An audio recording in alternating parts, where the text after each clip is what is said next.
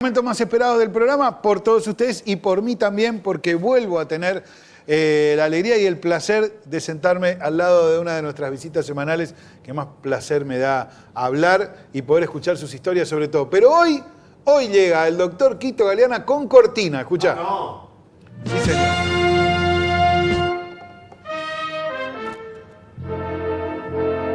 Bueno, a pedido tuyo, Quito, deberíamos ponernos de pie, ¿verdad? Exacto, ¿no? Sí. deberíamos ponernos de pie, pero la tecnología no lo permite, así que discúlpenos a los televidentes. Sí. Así que les vamos a regalar una historia relacionada con la educación, que es fundamental para un país. La educación es todo para un país. Sin la educación no habría ni ingenieros, médicos, arquitectos, etcétera, etcétera, etcétera. Sí, señor. Ni siquiera brujos, ¿eh? Vamos a aclarar.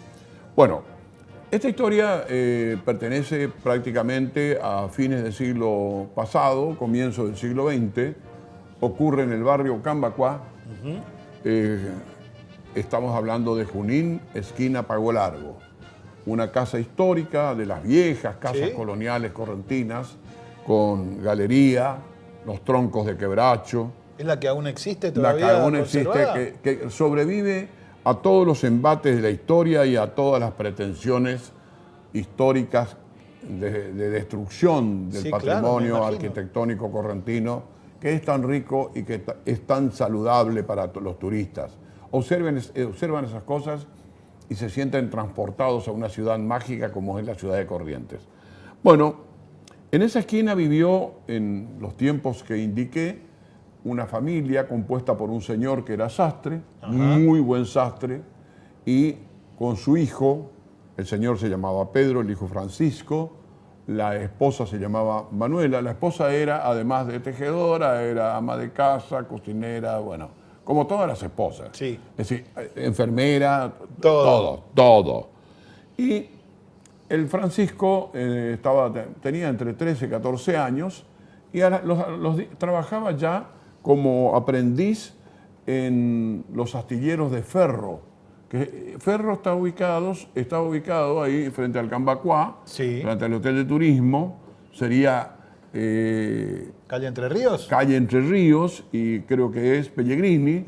Bueno, en esa zona los Ferro fabricaban barcos, tenían un brazo del Salamanca que desembocaba en el Paraná, porque el Salamanca, para que sepan, tenía una cantidad de afluentes, que cuando se lo va a entubar, se van taponando esos afluentes, y más aún cuando la costanera se construye en la década del 40. Pero en esa época no existía. En uno de esos brazos del Paraná, Francisco, en el lugar indicado, es decir, Junín y Pago Largo, este muchacho iba y se sentaba sobre una piedra arenisca, de las piedras nuestras, las que se forman con la acumulación de la arena y la cohesión necesaria. Y allí este muchacho se pasaba tardes y los padres le observaban desde la ventana hablando con una señora, una mujer vestida de negro, con una mantilla, y era una plática muy agradable, una plática llevadera parece, y el chico venía contento, feliz, y ella le enseñaba cosas. Entonces el padre le dice, ¿con quién andás hablando vos? ¿Los padres veían a esta mujer? Sí, no, la veían a la mujer. Bien. A la mujer. Sí. Lo que cuando Francisco se levantaba para volver a la casa, que estaba a unos 50, 60 metros, la mujer desaparecía. Entonces le dicen, Francisco, ¿con quién habla vos? Con una señora, le dice. Una señora que dice conocerle a ustedes. Y además de conocerle a ustedes, me enseña cosas.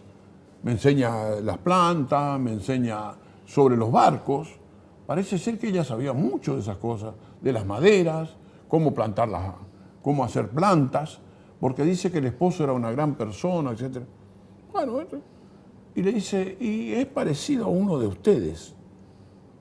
Y bueno, vamos a hacer una cosa, le dice el padre. Yo no sé, pero vamos a tratar de decirme cómo se llama. Y le dice, se llama Rosaura. ¿Cómo? Sí, Rosaura. Y dijo mamá que es tu bisabuela.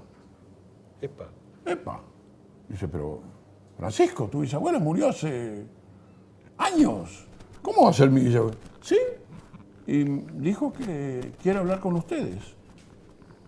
El próximo domingo, al atardecer, entre las 3, 4 de la tarde, más o menos, cuando la sombra de un árbol cubría la piedra donde se sentaban, yo le tengo que dejar una marca con una tiza, si van a venir. Por supuesto, la madre tiró el tejido, el padre tiró el saco que estaba haciendo, se armó un despiplume en la casa y la madre, que era muy piadosa, muy creyente, salió disparando para la iglesia de la Merced. Pero corriendo en esas calles arenosas y de barro que supimos conocer, ¿no? Bueno, se enfrenta con el primer sacerdote que encuentra y le dice, mire, tengo un problema. Mi hijo está hablando con una muerta. Y le dice, no se sorprenda, señora. Le dice, puede ser un espíritu benigno o puede ser un espíritu maligno. Así que vamos a tener que controlar, ver cómo es el tema. Y entonces dice, sí, vamos a hacer. Yo voy a estar en la reunión. Voy a estar alejado, no voy a intervenir, porque salvo que haya un contratiempo. Bueno, pasan los días interminables, los días, por supuesto, la ansiedad, el temor, todo. Claro. Bueno, el sacerdote llega antes ese día, quedó a almorzar con ellos. Aprovechó ya. Aprovechó ya, claro, lógico. Aprovechar la comida de doña Manuela, ¿no? Y se va con doña Manuela y don Pedro hasta la piedra y echa agua bendita y bendice la piedra y de repente comienza una luminosidad a elevarse la piedra y hasta ahí quedó. Entonces el sacerdote dice, bueno, me retiro, yo voy a estar vigilando de allá. Y dale el rezo al sacerdote y cruz y los Ave María, Padre Nuestro, todo lo que corresponde en el conjunto que estamos detallando, ¿no? Y de la nada aparece la señora. Le dice, hola Manuela, ¿te acordás de mí? La Manuela la ve a su bisabuela y se larga a llorar. Y la bisabuela le acaricia la cabeza y le dice, no te asustes.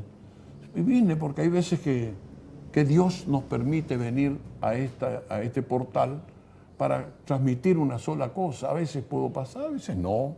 Por eso no quise asustarle a Francisco, que viene a ser mi bisnieto, tataranieto, qué sé yo. Tataranieto o algo por el estilo. Pero vine a decirle solo una cosa. En el fondo de la casa hay un árbol hermoso que plantó tu abuelo. No lo vayan a echar, ¿eh? Ah, está bien. Y el padre no... El don Pedro está asustado ya. Sí, claro. Y le dice, no, ahí vayan a cavar entre las raíces. Y van a encontrar una pequeña ollita que tiene joyas y algunas monedas que tu abuelo era muy generoso, era muy trabajador y muy generoso me regaló.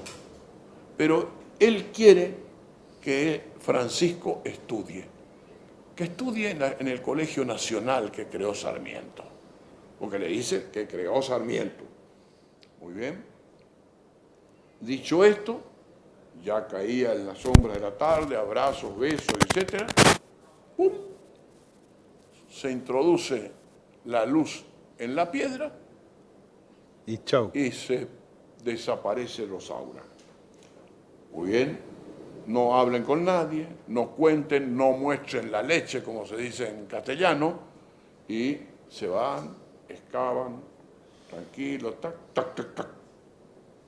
La cuchara de excavación estaba una pequeña ollita negra con un montón de cartas, joyas, unas cuantas monedas de oro, y con eso se permitió el padre y la madre, que eran trabajadores, ¿no? Además, que el chico estudiara en el Colegio Nacional en el anexo Escuela Normal. Fue maestro.